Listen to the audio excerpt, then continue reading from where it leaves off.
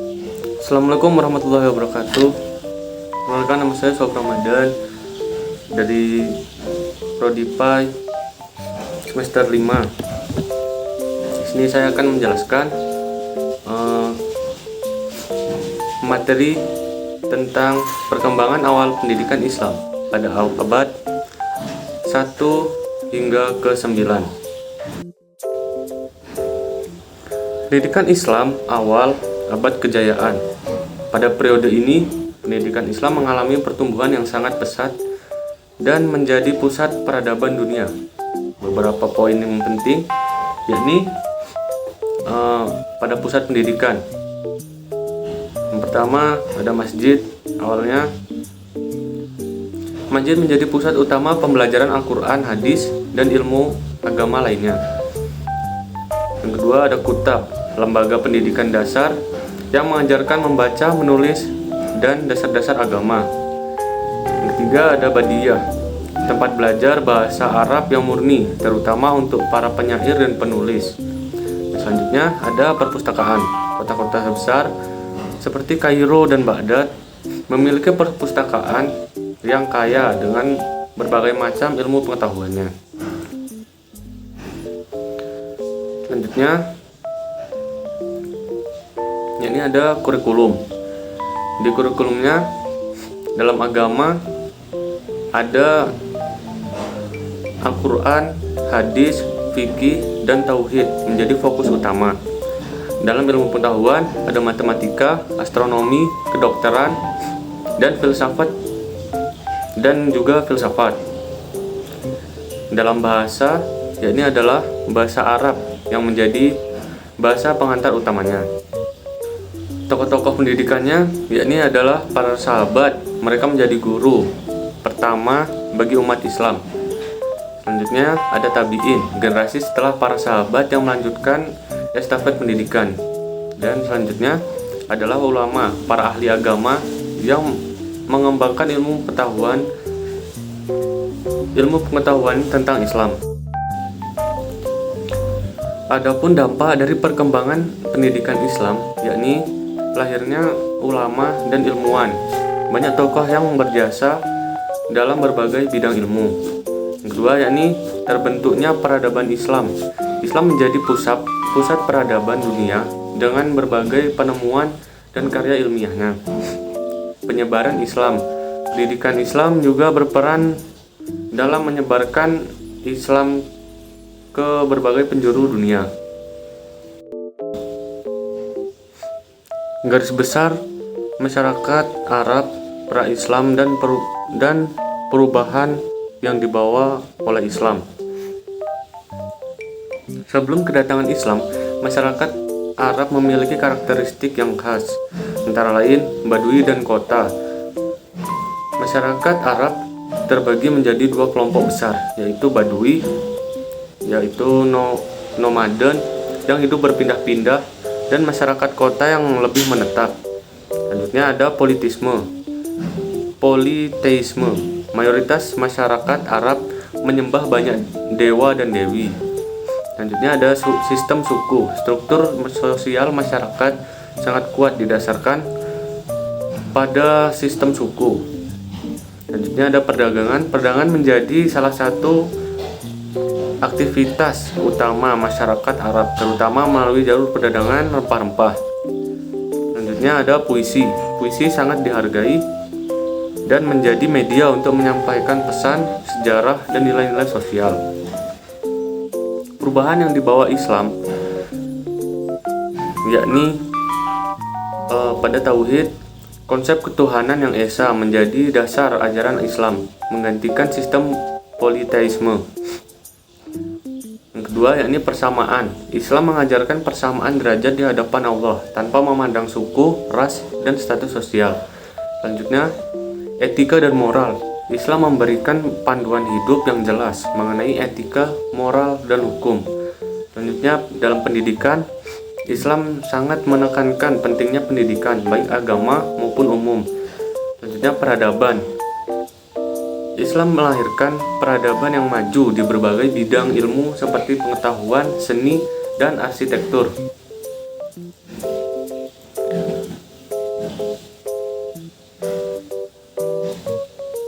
Pendidikan Islam pada periode ini mengalami perkembangan yang sangat cepat. Materi selanjutnya yakni peletakan dasar-dasar Islam melalui wahyu dan sunnah Nabi Muhammad SAW. Islam sebagai agama yang sempurna, dasar-dasarnya diletakkan secara langsung oleh Allah SWT melalui wahyu yang disampaikan kepada Nabi Muhammad SAW. Wahyu ini kemudian termaksud dalam Al-Quran sebagai kitab suci umat Islam. Selain Al-Quran, sunnah, dan hadis Nabi Muhammad SAW juga menjadi sumber hukum dan pedoman hidup bagi umat Islam. Pertama, yakni Al-Quran. Sebagai kitab suci, Al-Quran mengandung segala hukum, aturan, dan nilai-nilai yang dibutuhkan oleh manusia. Di dalamnya terdapat ajaran tentang akidah, syariah, dan akhlak. Dari sunnah Nabi, segala sesuatu yang berasal dari Nabi, baik berupa perkataan, perbuatan, maupun ketepatan, sunnah berfungsi untuk menjelaskan dan mendetailkan ayat-ayat Al-Quran, serta memberikan contoh teladan bagi umat Islam. Ada hubungan yang sangat erat antara peletakan dasar-dasar Islam melalui wahyu dan sunnah dengan perkembangan pendidikan Islam. Al-Quran dan sunnah menjadi sumber utama pengetahuan dan pedoman dalam pendidikan Islam. Pendidikan yang berbasis Al-Quran dan sunnah bertujuan untuk membentuk individu yang beriman, bertakwa, berilmu, dan bermanfaat bagi masyarakat. Kodifikasi hadis. Al-Katan dalam bukunya membagi masa-masa pelestarian Al-Quran menjadi 3 bagian, yaitu yang pertama penghafalan dan pembukuan. Yang pertama, masa Nabi SAW, dihafalkan oleh para penghafal Al-Quran, catatan-catatan yang ditulis oleh Nabi SAW, dan catatan-catatan yang ditulis oleh para sahabat sendiri. Yang kedua, pengumpulan kedua, masa Khalifah Abu Bakar, mengumpulkan Al-Quran ke dalam syahifah yang kemudian disimpan oleh khalifah. Alasan yang mendasarinya adalah kekhawatiran akan hilangnya Al-Quran karena banyak para penghafal yang syahid di medan perang. Yang ketiga, pengumpulan ketiga pada masa Khalifah Utsman bin Affan, standarisasi teks dan bacaan Al-Quran. Alasannya adalah karena terjadi perselisihan di kalangan umat Islam di Irak dan Syria tentang mana teks dan bacaan yang benar. Untuk menghindari meluasnya perbedaan semacam ini, maka dilakukan standarisasi sebagai proses penyeragaman. Faktor-faktor perkembangan kontak budaya. Kontak budaya adalah interaksi antara dua atau lebih kelompok budaya yang berbeda.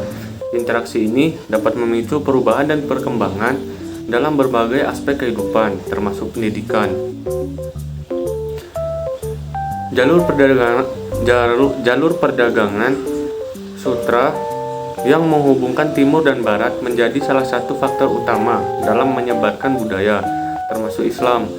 Para pedagang membawa serta barang dagangan, ide, dan pengetahuan. Perluasan wilayah kekuasaan melalui penaklukan militer menyebabkan kontak langsung dengan berbagai peradaban. Para ulama, pelajar, dan musafir melakukan perjalanan ke berbagai wilayah untuk mencari ilmu dan menyebarkan agama Islam. Perkawinan antar budaya juga menjadi salah satu faktor untuk mempercepat proses akulturasi. Dampak kontak budaya terhadap pendidikan Islam yakni penerjemahan karya-karya ilmiah.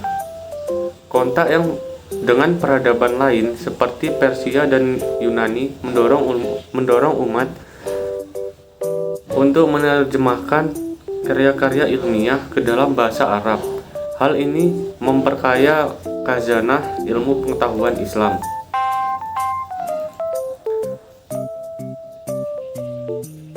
Perkembangan ilmu pengetahuan. Kontak budaya memicu perkembangan berbagai disiplin ilmu seperti matematika, astronomi, kedokteran, dan filsafat. Selanjutnya, berbagai lembaga pendidikan seperti masjid, kutab, dan madrasah didirikan untuk memenuhi kebutuhan pendidikan yang semakin meningkat. Para pelajar muslim melakukan perjalanan untuk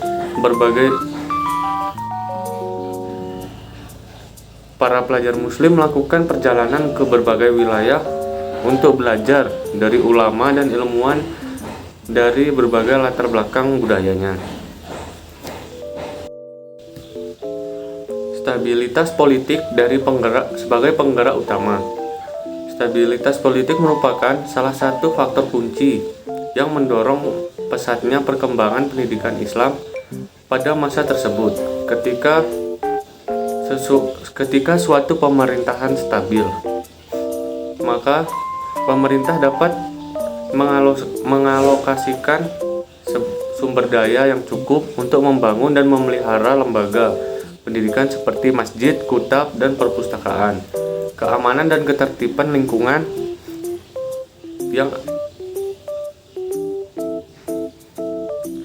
yang aman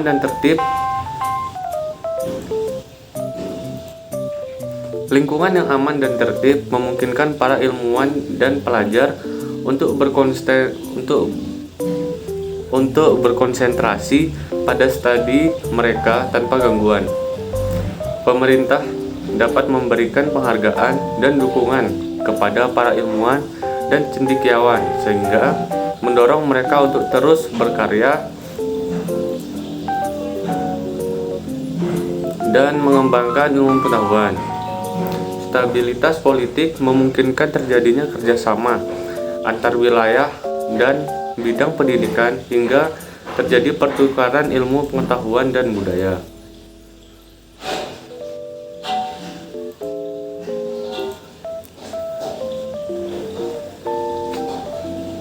Pada masa pemerintahan dinasti Umayyah dan Abbasiyah yang relatif stabil, pendidikan Islam berkembang pesat. Didirikan banyak lembaga pendidikan, diterjemahkan berbagai karya ilmiah, dan muncul banyak tokoh ilmuwan muslim. Ketika terjadi perpecahan dan konflik politik, perkembangan pendidikan Islam cenderung melambat. Para ilmuwan dan pelajar seringkali menjadi korban konflik dan lembaga pendidikan pun mengalami kerusakan. Selanjutnya yakni kemajuan ekonomi sebagai penggerak pendidikan. Kemajuan ekonomi pada masa itu memiliki peran yang sangat signifikan dalam mendorong perkembangan pendidikan Islam. Ketika suatu masyarakat mengalami pertumbuhan ekonomi, maka masyarakat memiliki lebih banyak sumber daya untuk membiayai pendidikan baik secara individu maupun kolektif. Pemerintahan dapat membangun fasilitas pendidikan seperti masjid, kutab, dan perpustakaan yang lebih memadai. Adanya dukungan finansial memungkinkan pemerintah memberikan penghargaan dan insentif kepada para ilmuwan dan cendekiawan. Aktivitas perdagangan yang semakin intensif mendorong terjadinya pertukaran ilmu, pengetahuan, dan budaya antar berbagai wilayah. Hubungan spesifik antara ekonomi dan pendidikan Islam.